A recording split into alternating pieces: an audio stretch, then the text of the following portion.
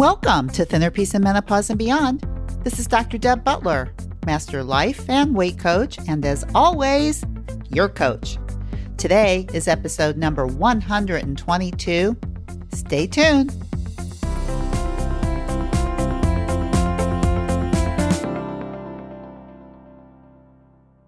Hello, all my dear friends. How are you today? It's a beautiful day in paradise in St. Louis, Missouri. A beautiful summer day. You probably, a lot of my clients, because I work in my office downstairs and I'm sitting right on top of the woods, and the birds are so loud. I don't know if you can even hear them right now, but a lot of times when I'm on the phone, they can hear them. And you know what? I'm not going to try and block it out. If you can hear the birds, enjoy them, because I sure enjoy when I hear them, and I want you to do the same. But today, what I really want to talk about is, as you know, if you listened to my podcast last week, I had a birthday. And it's so funny to me because I have so many clients who have birthdays around my birthday. So I've got to experience how a lot of my clients want to celebrate their birthdays. And I also got to really think hard about how I wanted to celebrate my own birthday, really in terms of food, because I think many of us have way too much weight on our bodies because of the way we think about birthdays, celebrations, vacations, all of that stuff. And I think if we could get a grip in our minds and really change our perceptions around events like this, we could have thin, healthy, fit bodies, because it's so interesting how we think about these occasions and what we decide to do because of them. So I want to give you some examples today from my clients and myself around their thought processes around their birthdays. And I want to see if it helps you understand your perceptions around your birthday, holidays, celebrations, vacations, you name it. Oh, I was even thinking of another one of my clients who was traveling for a month in Europe, who was sending me food journals the whole time. It's so interesting, our perceptions, and our perceptions or our thoughts about these occasions are what makes us decide what to do or what not to do. So I think you're really going to get a good idea from what I talk about with these clients. And I'm not going to say names or anything like that, but it's so interesting. But before I go through my own experience on my birthday and my clients, I want to go over with you a little bit about the psychological impacts of the way our mind makes us think about things in regards to eating. And it's such a psychological impact that I wanted to go over it with you. So a lot of the reasons that we overeat because we're never taught to manage our emotions and we don't know how to cope with them. Also, we are in an evolutionary transition that's based on the motivational triad from seeking pleasure, avoiding pain, and reducing the effort to its complete opposite. And in other words, our brain likes to do as little as possible to be as happy as possible, to seek as much pleasure with as little effort. Another psychological aspect to why we eat is that all of the food marketing in our country is based on taking advantage of our desire for pleasure with the least amount of effort. Now, just think about this. There are food companies and food scientists that are all over that know exactly how to tweak our brain with all the foods that they create to make us almost think we can't control ourselves. And think about this. All entertainment and events include large amounts of food. And we have come to believe it is perfectly normal to overeat. Especially we think that there's something wrong with us if we can't overeat. Like we're trying to figure out how can we stay thin and overeat like everybody else? As if there's something wrong with us. There's also this aspect of 3 meals a day, snacks, and entertainment, all surrounding food. Overeating has become a way to avoid pain, seek pleasure, and it's an acceptable buffer. In other words, it's acceptable if you see somebody eating, it just looks like they're eating because they're hungry. You have no idea if they're eating and they're not hungry and they're just using the food to cope with something. Can't tell by just looking, right? So it's an acceptable buffer. But here's the deal. We are so inclined in our brains to think that all of this is normal now. Do you know how many clients that come to me or the people that talk to me in mini sessions that just say to me, I just want to be like everybody else. I just want to be able to eat whatever I want, as much as I want, and stay thin. Can you help me do that?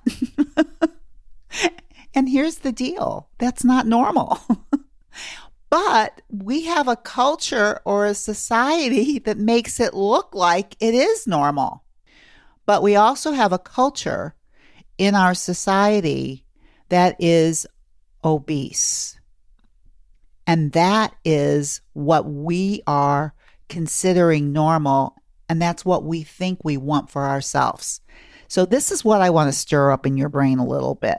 And I want to do it around celebrations and birthdays because there's been so many this week and it's gotten my attention. So first of all, I want to talk about my own birthday. I think I'm a good example. So on my birthday, I talked a lot about how I want to set intentions and the people that I want to be around. Like that's probably the most important thing about my birthday. But here's the other thing that came up, and I find it really interesting, is that you know, or maybe you don't know, that I have 2 unbelievable grandchildren. I know you've never heard a grandmother say this about their grandchildren before, but I have 2 unbelievable grandchildren, Ellie and Sebastian, and they're 2 and 3.5. I mean, they are absolutely darling. So what I'm thinking I want most for my birthday, and you're just going to have to go with me on this, is I have to have a birthday cake. Now, I want you to know that I have to have a birthday cake. You know why? Not so I can eat it. I want to have a birthday cake with candles on it so my grandkids can sing happy birthday to me. I just thought that would be so much fun and so cute. So I decided, and I really never care about a cake. I'm just saying for myself. I know a lot of you do. Everybody's got their thing around their birthdays. But this birthday, I had to have a cake. And so I went out and I picked out what I thought was a special cake, and I just picked out the exact kind of candles that I wanted because I can just envision my grandkids singing happy birthday to me. Everything else around the meal, if I want to talk to you about eating, is really no big deal to me. So there's no drama here, unfortunately, but I think this birthday cake is kind of interesting. So when it finally comes down to we're getting ready to eat the birthday cake, we're actually having our fruit, watermelon and cantaloupe. We're eating a lot of it. It was what we ate after we had our meal, and we're all enjoying it. And then I say, okay, it's time to sing happy birthday to Mimi, because that's what they call me instead of grandma, only because it's the only thing they could say. So I said, we're going to go with it. So got out the birthday cake, put the candles on, lit it up, and let me tell you what. For those seconds of those 2 children, not to mention my son and my daughter-in-law, who is really my daughter, but never mind about that, and my husband, all singing happy birthday to me, I felt like I had gone to heaven. It was such an unbelievable experience. And watching them try to blow out the candles, and I'm sort of helping them, but, you know, I'm just watching them blow out the candles and spit on the candles and just trying to get the candles to blow out. I had so much fun. So we blew them out. And then, Sebastian says, okay, Mimi, let's cut the cake. And that is when I thought to myself, why in the world am I going to give them this stuff? It's like when my son was little, I would never we just didn't do it. I would make healthy things and put candles on them. Why put sugar in my son's body when he didn't even know what it was? But somehow as a grandmother, I had this big thing about the cake and the candles. So I cut the cake and I gave them tiny little slivers. I just felt horrible once I was actually giving them the cake. And this is what I want to impart to you. is that we are so ingrained in our brains about so many things that I didn't even quite get it until the very end. It's like I didn't have to have a cake. I could have put candles on something else. I don't know. The whole thing just really got to me. So, what I want to impart to you about this is, you really got to think this stuff through. Even though I will say there is for the rest of the time that these kids are so little, I'm doing happy birthday to Mimi and I'm blowing out candles with my grandkids. That I will never miss out on. Eating the cake, not such a big deal. Seriously.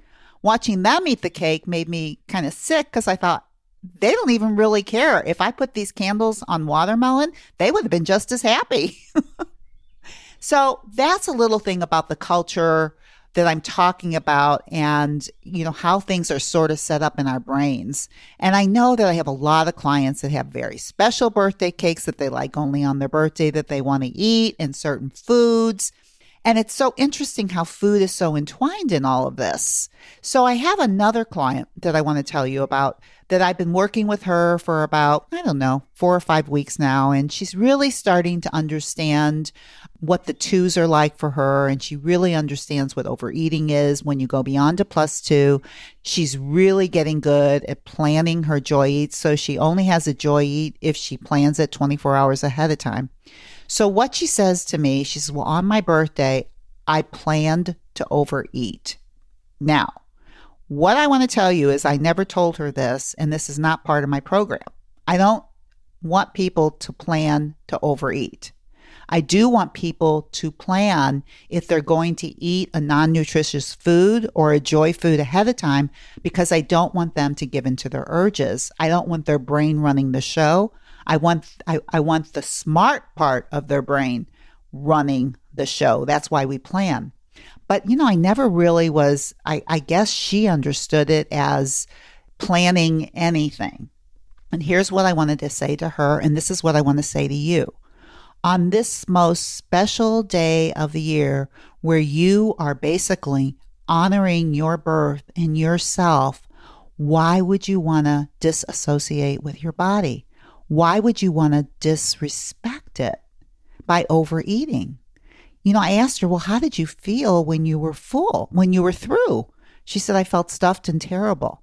I go, so that was your birthday gift to yourself, is overeating and feeling terrible. And she says, well, now that you put it that way, I never thought of it like that. Of course, a lot of my clients always say that. Well, I never thought of it like that. I go, I know, because I'm a thought master. I see these thoughts that are running through your head and put it to you in a way where it's ridiculous. It's like we come up with these brilliant things in our minds and call it brilliant, these thoughts that make us do crazy things. Like, for instance, with her, overeating on her birthday. And let me tell you what, she has not overeaten in weeks on her food journals. She's been between the twos. It was just on her birthday. She was, quote unquote, allowing herself to overeat as a gift to herself. I want you to really think about that. What do you really want on your birthday? And because of the way things are so ingrained, a lot of times we want a lot of these joy eats. And I say, be very, very aware that you want it and why you want it, and really like your reason for it, and then plan it so that when you're in the moment, there are no urges. It is just planned. You've already decided what the consequences are going to be, and you're okay with that. But I also want to say, never, ever plan on overeating. Overeating is something that you never want to do to your body, ever. Okay, so I want you to hold on to that as I tell you about another client of mine who also had a birthday on my birthday. We actually have the exact same birthday, so that was really fun.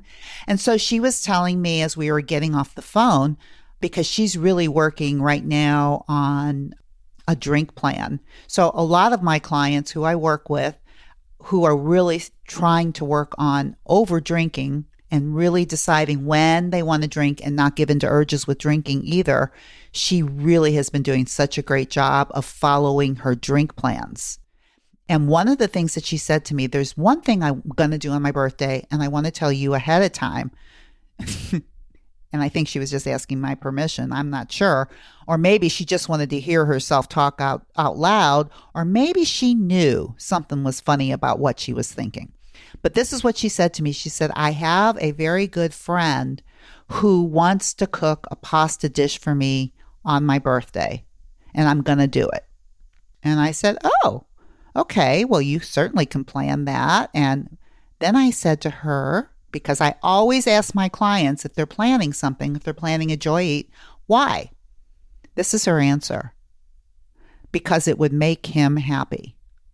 Now, this client of mine, who is a very strong, successful, brilliant woman, we have come to find out about her that she's a people pleaser. She never knew this about herself, but what we have learned, she and I together, is that she really likes to please people at the effect of her own self, that she would rather please somebody else than herself, like disregard her own feelings to please somebody else. So as soon as she said that to me, she knew. She knew when she heard it come out of her mouth that it didn't sound good. And so I said to her, I said, you know, if you said to me, I want to eat the pasta because I think it'll be delicious and I'm going to plan for it and I'm going to eat it, I would say, go for it. But she doesn't even like pasta that much. That's what she said. She says, well, you know, I could do with it or without it. I go, so you would rather have something different or more healthy. You're just eating it so that this person can be happy on your birthday. She wants to make him happy on her birthday and eat something that is not going to help her body one bit. So I said to her, I said, what if flour actually you had some strong allergic reaction and it would kill you? Would you tell him that you can't eat pasta? And she said, well, of course. And I said, well, you know, in some way, it's the same thing because you don't want to be eating it. It is not helping you. It's not doing anything for your body, and it's creating all kinds of problems. So what if you just said to him, oh my God, that is so sweet and so kind that you want to do that, but I don't eat flour. I will tell you what, this is work for this girl. She says, well, I'm going to really have to think about that. And that's what I want you to think about this week. What is it for you that you would rather do something against your own body than tell somebody else, no, thank you? Do you think it's rude? What do you think? For her, it's just so ingrained in her without her even knowing it that making somebody else happy over herself seems normal, even on her birthday.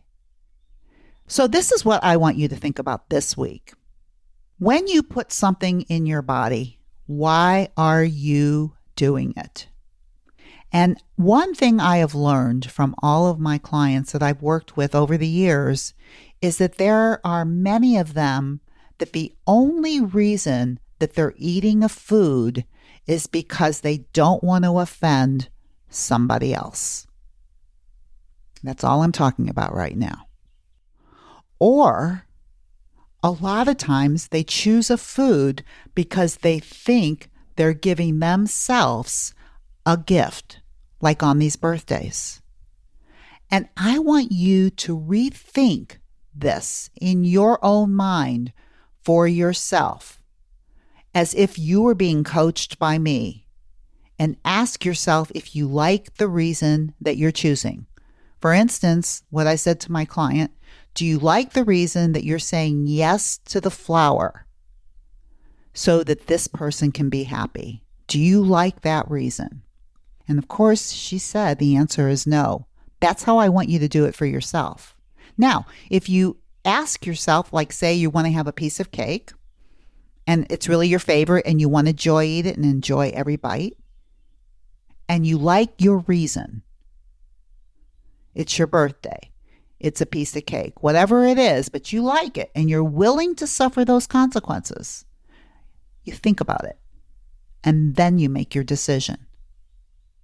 But one thing is for sure, no matter what, I want you to honor your own decision and honor your own body, especially on the day of your birth. And before I leave, there's only one other thing I could possibly say to you, and you know what it is? I want you to be, especially if it's your birthday, very, very kind to yourself. Bye-bye. See you next week.